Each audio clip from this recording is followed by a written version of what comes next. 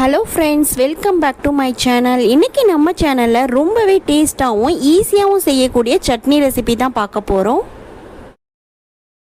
சட்னி செய்கிறதுக்கு பேனில் 1/2 ஸ்பூன் அளவுக்கு ஆயில் சேர்த்துருக்கிறேன். ஆயில் நல்லா ஹீட் ஆகினதுக்கு அப்புறம் 4 மீடியம் சைஸ் ஆனியன் கட் பண்ணி வச்சுருக்கிறேன். அதையும் இது கூட சேர்த்துக்கலாம். காரத்துக்கு காஞ்ச மிளகாய் 3 சேர்த்துருக்கிறேன். உங்களுக்கு எந்த அளவுக்கு காரம் வேணுமோ அதுக்கு தகுந்த மாதிரி நீங்கள் காஞ்ச மிளகாய் ஆட் பண்ணிக்கிங்க. இன்றைக்கி நான் 3 பேர் சாப்பிடக்கூடிய அளவில் தான் இந்த சட்னி செஞ்சு காட்டியிருக்கிறேன். உங்களுக்கு குவான்டிட்டி அதிகமாக வேணும்னா நீங்கள் இன்க்ரீடியன்ஸை அதிகப்படுத்திக்கிங்க.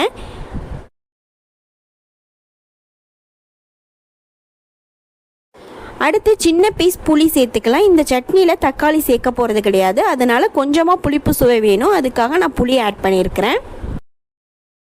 தேங்காய் சின்ன கப்பில் 1 கப் அளவுக்கு சேர்த்துருக்கிறேன்.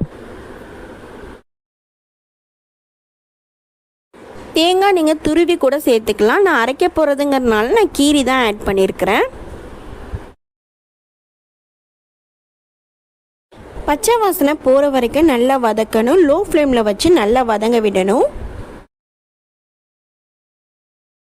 நிறைய பேர் என்னோடய வீடியோஸ் எல்லாமே பார்க்குறீங்க, ஆனால் சப்ஸ்கிரைப் பண்ணாமல் பார்க்குறீங்க. சப்ஸ்கிரைப் பண்ணிவிட்டு பார்த்தீங்கன்னா எனக்கும் கொஞ்சம் சப்போர்ட்டாக இருக்கும்.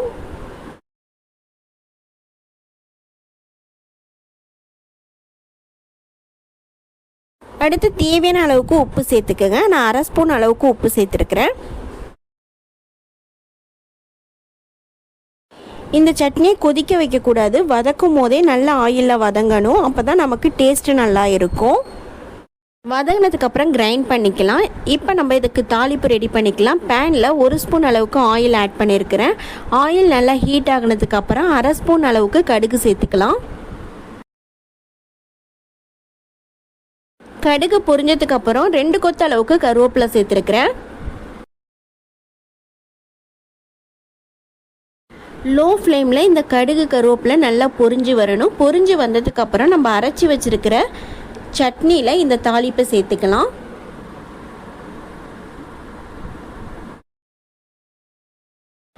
தாளிப்பு சேர்த்ததுக்கப்புறம் நல்லா மிக்ஸ் பண்ணிவிட்டு உப்பு தேவைப்பட்டுச்சுன்னா நீங்கள் ஆட் பண்ணிக்கலாம்.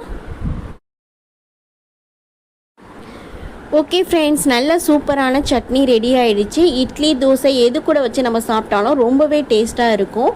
இந்த ரெசிபி கண்டிப்பாக நீங்களும் ட்ரை பண்ணி பாருங்கள். எப்படி இருக்குங்கிறத எனக்கு கமெண்ட்டில் சொல்லுங்கள். என்னோடய வீடியோஸ் எல்லாம் உங்களுக்கு பிடிச்சிருந்தால் லைக் பண்ணுங்கள். என்னோடய சேனலை சப்ஸ்கிரைப் பண்ணாதவங்க சப்ஸ்கிரைப் பண்ணிங்க.